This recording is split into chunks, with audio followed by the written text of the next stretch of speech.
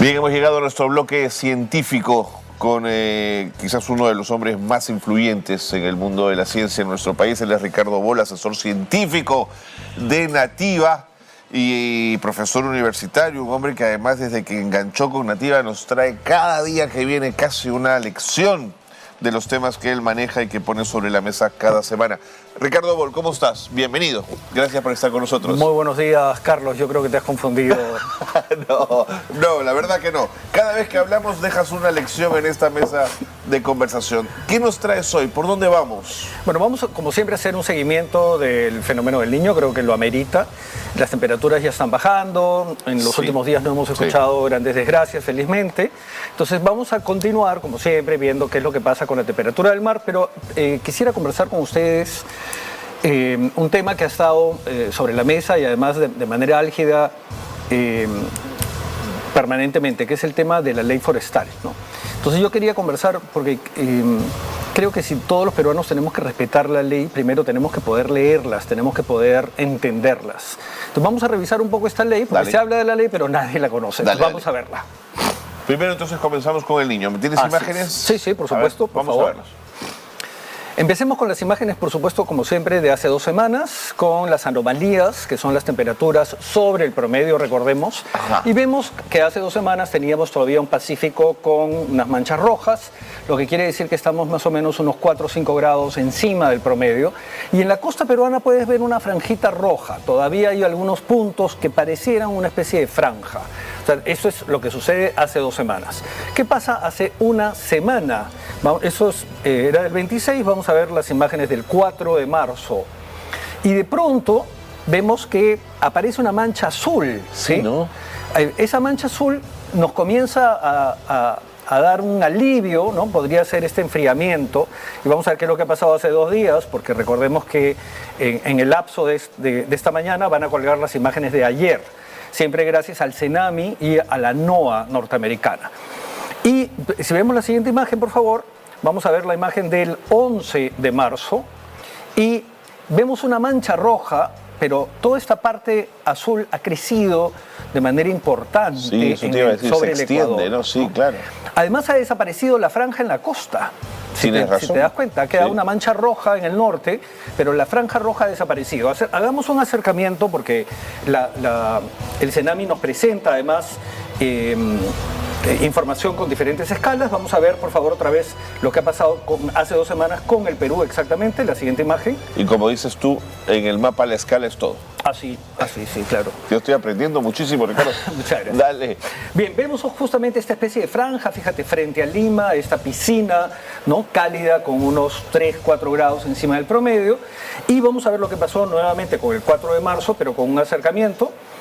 Y vamos a ver que esta franja, esta piscina comienza como a descomponerse en pequeñas partes. Sí, pues. Y en el norte ya comenzamos a ver celestes y azules. Veamos finalmente qué es lo que ha pasado para el 11 de marzo. Y comenzamos a ver más bien una franja azul en la costa peruana.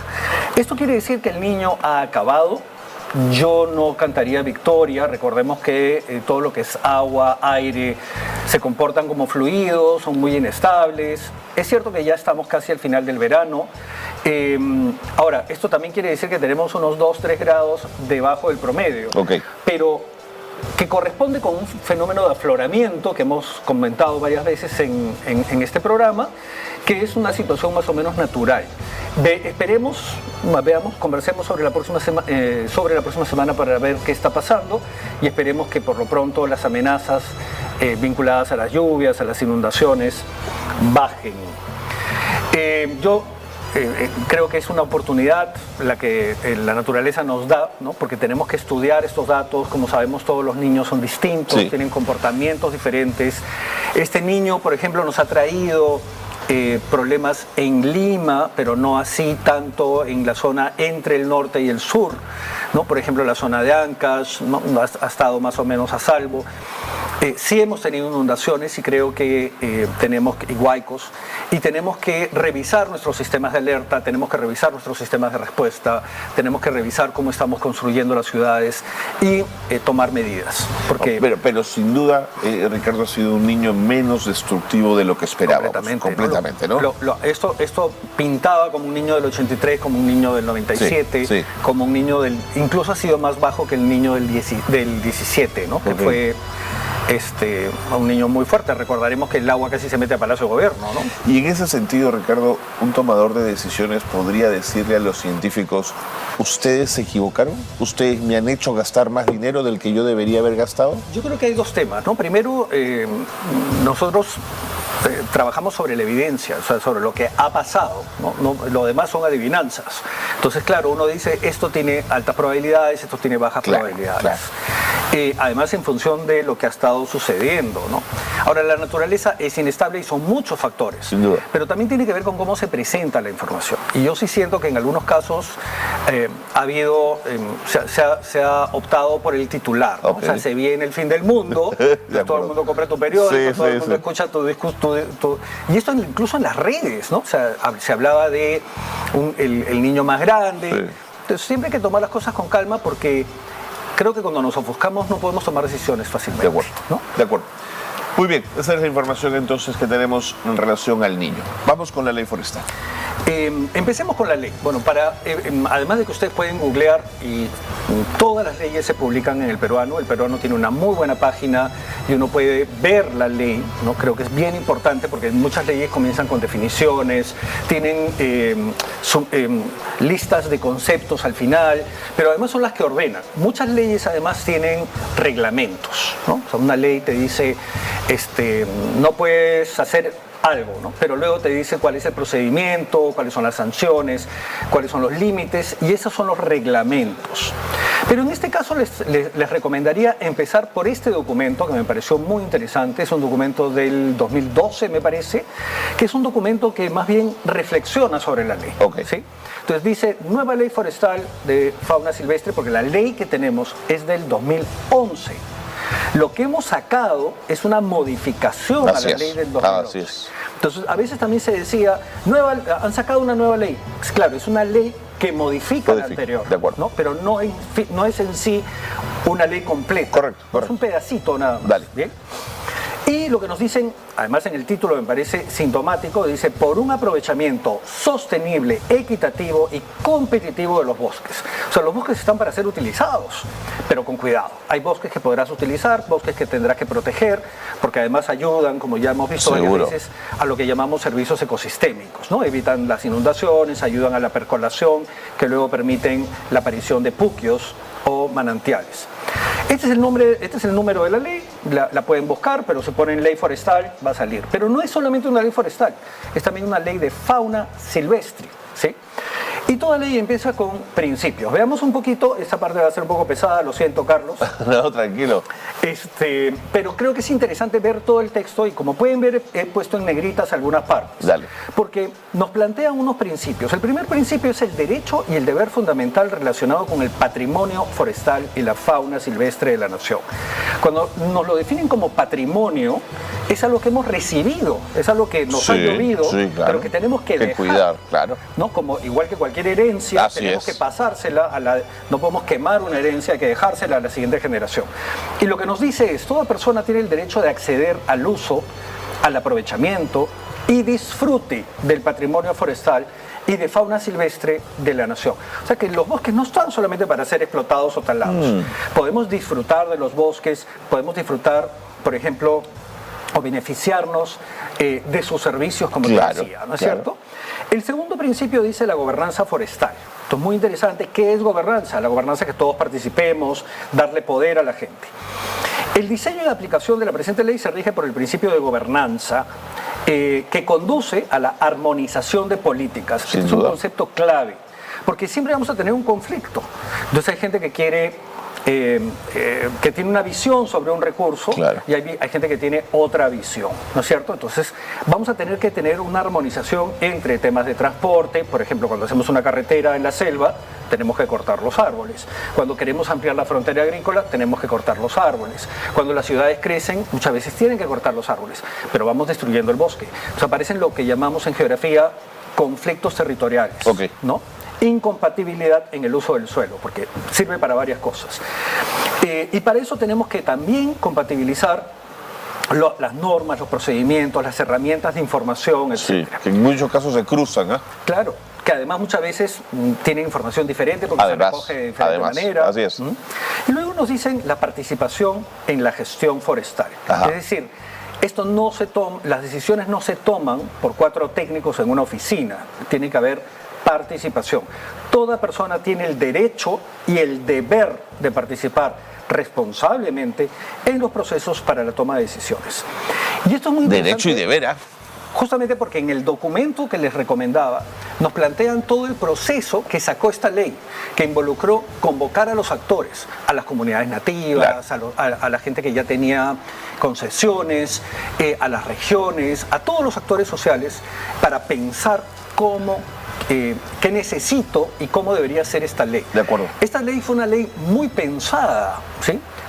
Ciertamente puede tener problemas y ahora los vamos a ver. Y el último es justamente la consulta previa, que nos plantea que la aplicación de la presente ley respeta el derecho de pueblos indígenas a la consulta previa, libre e informada. O sea, la consulta no puede ser que te llame mañana y te diga, ¿qué hacemos? Sino que primero te tengo que dar información, debe ser bajo ciertos procesos. Hay otros principios, claro, no puedo pasar por todos lamentablemente, pero otro elemento común a todas las leyes es la finalidad y el objeto de una ley. O sea, sobre qué estoy legislando. Veamos la finalidad. La finalidad de la ley es promover la conservación. O sea, ya estamos yendo en esta dirección, no es promover la explotación, no es la primera palabra que aparece. La protección, el incremento y el uso sostenible. No dice la depredación del bosque. No, ¿qué va a decir? No, sí, claro. Por si acaso. Y esto es en armonía con el interés social, económico y ambiental. Claro, es un recurso natural, hay que utilizarlo, nos queda claro. Y acrecentar los recursos forestales. O sea, tenemos que aumentarlos. ¿No? Claro. No se trata de que se vayan disminuyendo despacito, sino que tenemos que incluso aumentarlos. Y el objeto dice establecer el marco legal necesario para regular, promover y supervisar tanto la actividad forestal como la de fauna silvestre. El artículo 3 nos pasa a definir cuáles son las actividades forestales. Muy interesante. Si me ayudan con la siguiente imagen, tenemos toda una lista.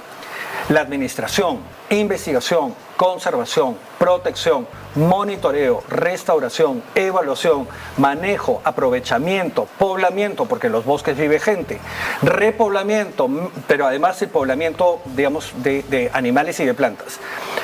Y mejoramiento del patrimonio forestal. Fíjate la cantidad de responsabilidades que tiene una ley como esta. Claro. Además, la reforestación y la forestación. La reforestación es donde había bosque. Así es. La forestación es donde no había. Todas son actividades forestales y de fauna, Así es. Ricardo, ¿no? Manejo, actividades forestales, agrosilvopastoral es muy interesante porque el bosque puede estar integrado a la agricultura. Y el aprovechamiento económico no consultivo. Este es un concepto un poco raro, no consultivo, no consultivo, perdón, que es el que no consume.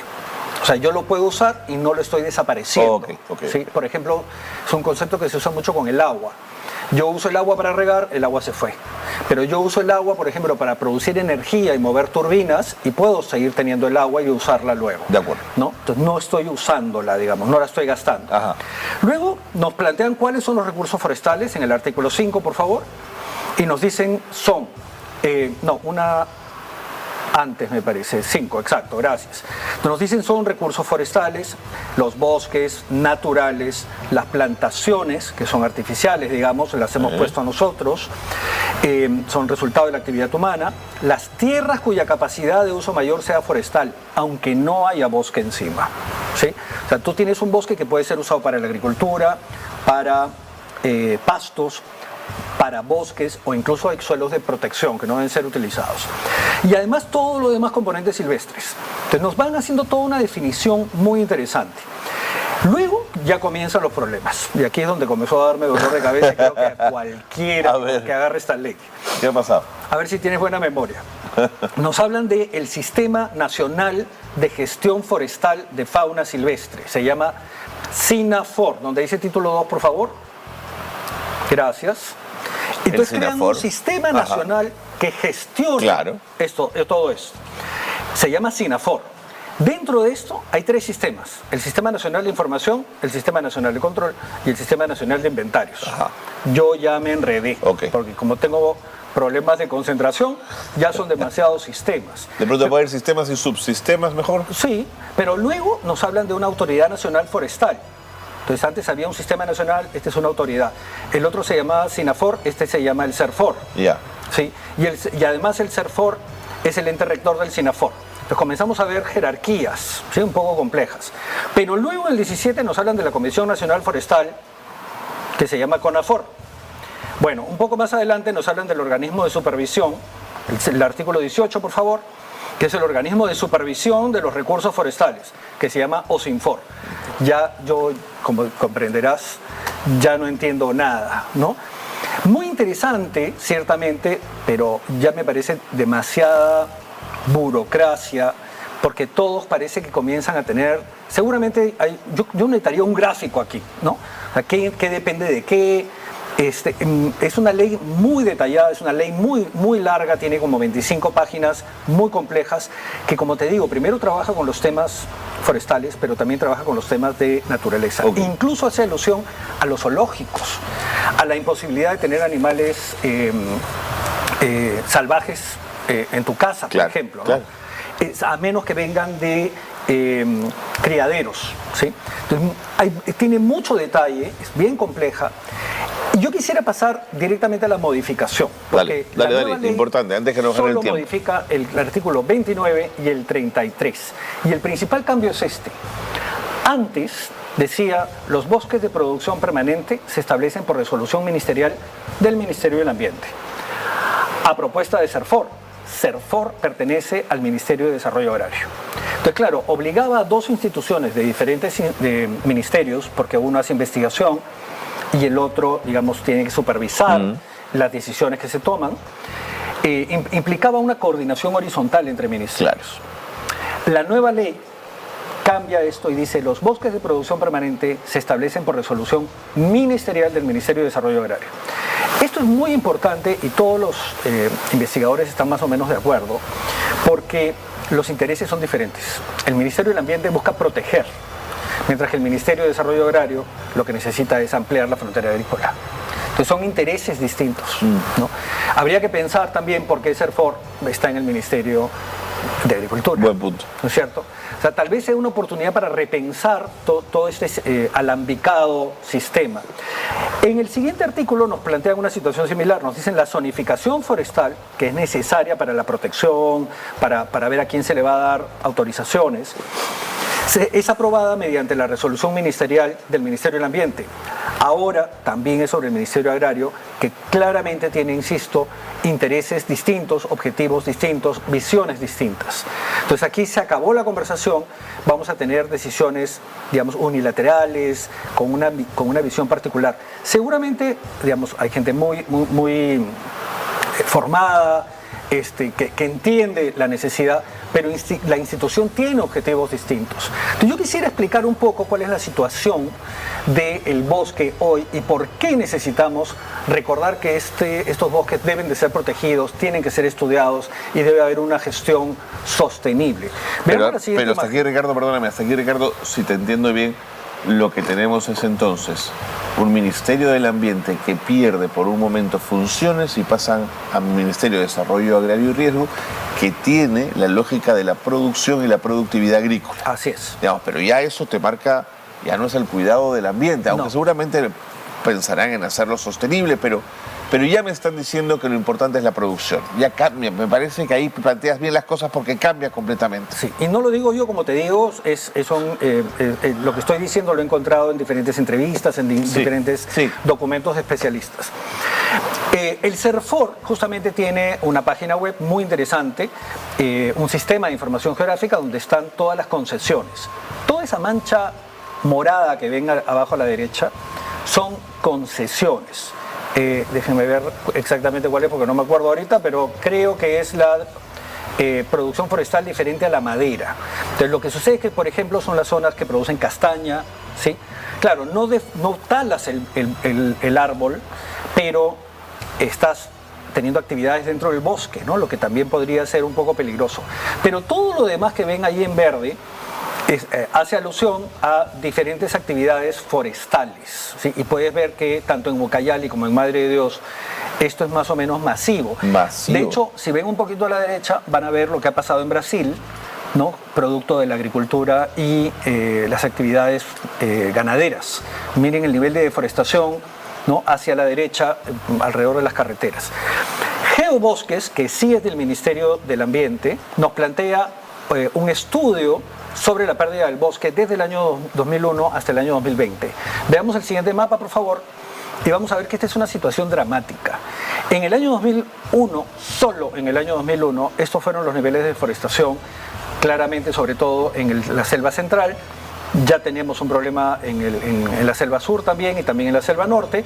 Y en el mapa de la derecha vamos a ver lo que ha pasado ahorita en el año 2020 y podemos ver que no pinta bien, no va mejor, ¿no? Cada vez tenemos más deforestación en el Perú. Veamos algunas imágenes satélite, por lo menos un par, para poder hacer una comparación, por ejemplo, alrededor de Pucallpa, ¿sí? Esa imagen nos muestra la deforestación en el año 2001, que es natural, digamos, en las carreteras, alrededor de las carreteras se tala el bosque porque es una zona accesible, hay zonas agrícolas, hay zonas ganaderas que son necesarias también. Tenemos un río, tiene algunas zonas, algunas manchitas verde claro, y tenemos la ciudad de Pucallpa abajo a la derecha. ¿Qué es lo que ha pasado en 20 años? Veamos la siguiente imagen para hacer la comparación. Increíble. Pues claro, esto es un proceso que tenemos que controlar. Increíble. Porque es primero, podemos ver claramente atomizado, pero esto es masivo. Incluso se puede ver una especie de cuadraditos, como una especie de cuadrículas, que son estas grandes plantaciones. O sea, no solamente estamos hablando del campesino que tiene un par de hectáreas y que tala el bosque porque tiene que sobrevivir. Estamos hablando de grandes proyectos que deforestan, ¿no? Que tienen que ver muchas veces con la palma aceitera, que tiene que ver con la producción de frutas. Entonces, la pregunta es ¿qué país vamos a dejar? Regresando a los principios. Ahora, esta ley claramente no ha respetado sus principios, porque hay una serie de actores que están diciendo no estoy de acuerdo con este cambio. Entonces, la ley de alguna manera se contradice a sí misma, porque nos están diciendo esta ley debe ser basada en gobernanza, debe dejar un patrimonio, debe incrementar la cantidad de bosque y además escuchar a los actores. Así es. Y sin embargo han sacado una ley a la que yo no escucho a nadie hablar bien, ¿no? Puede ser que esto las modificaciones te refieres. Exacto. Claro. La modificación, la nueva ley que modifica la ley anterior, yo en lo personal he buscado y yo no he encontrado a nadie, ¿no? Y fíjate, lo interesante es esto, ¿no? Hay una serie de oficinas que acabamos de ver, ajá, que han tenido la oportunidad de sacar un informe, por ejemplo, y decir, es que esto era necesario porque traía estos problemas, claro, y esto trae estas ventajas. Y no hemos tenido acceso. Ninguno de estas oficinas ha hablado a favor de la ley, tampoco en contra. Claro. Yo sí encuentro que profesionalmente necesitamos defender nuestros fueros, necesitamos digamos, luchar por los principios que hemos jurado respetar y por un mejor país, porque si no estamos además demostrando la inutilidad de las instituciones.